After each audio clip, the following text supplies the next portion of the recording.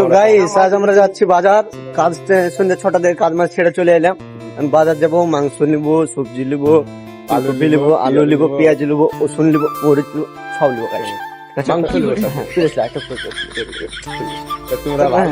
তোমরা ভালো থাকো। আপনি কি বুঝলে দেখো, আমরা সবাই যাচ্ছি বিশাল জায়গায়, কথা সবাই আমরা দুজন যাচ্ছি, আমরা তো তামিলনাড়ু কিছু জানি না।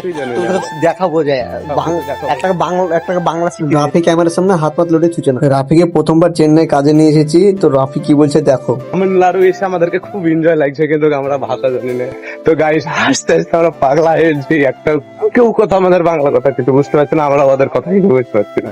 তো আমাদেরকে এইটুকুনি ভালো লাগছে। তো তোমরা আমাদের সাথে থাকো, এখন বাজার যাচ্ছি, কি হয় আমাদের সাথে কি দেখবেন আপনারা, হেভি মজা আসবে।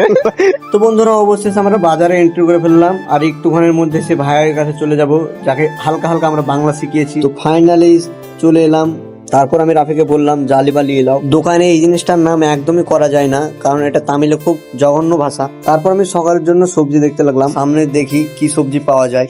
রাফি বলছে টিয়াম টিয়াম, আমি বলছি টিয়াম আবার কি গো।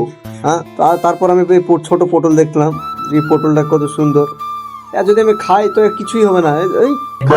আমার ব্লগ বানানো দেখে সে আমার দিকে তাকাচ্ছে আর হাসছে। রাফিকে আলু ভাজতে দিলাম আর আমি ক্যামেরা করছি এদিকে। সবজি কিনতে কিনতে আমার গাজরের দিকে চোখ গেল, তাই একটা গাজর নিয়ে নিলাম আর খেতে লাগলাম। তারপর আমি আনাকে বলছি ফুলকপিকে তামিলে কি বলে।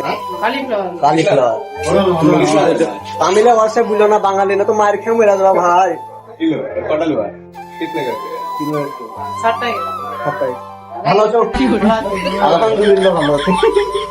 অবশেষে আমাদের সবজির বাজার করা হয়ে গেল। এবার আমরা মাংস আনতে যাব। অবশেষে কিন্তু আমরা মাংস দোকানে চলে এলাম এবং রাফি বলছে যে আমাদেরকে 150 টাকার মাংস দাও। আনা কিন্তু বলছে তুমি কি ফেসবুক বা ইউটিউবে ভিডিও বানাও। সে কিন্তু আমার আইডির নাম জিজ্ঞাসা করলো। আমি তাকে বললাম যে হ্যাঁ আমি ভিডিও বানাই। আমাদের কিন্তু মাংস নেওয়া হয়ে গেছে। এবার আমরা 10 টাকার সিঙ্গাড়া কিনলাম, কিনে খেতে খেতে যাই। তো আজকের ব্লগ এই পর্যন্ত, টাটা বাই বাই।